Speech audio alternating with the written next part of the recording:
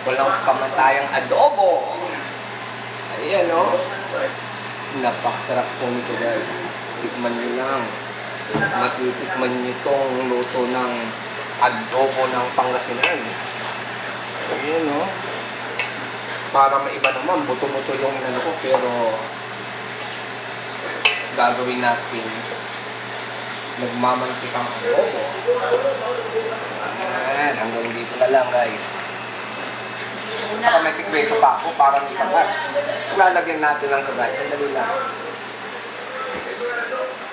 Mahilig kasi ako sa ano, para may kagat ng konti.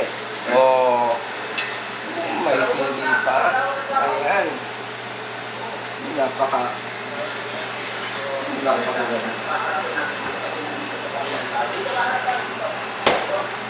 Tatakpan lang natin yan, guys.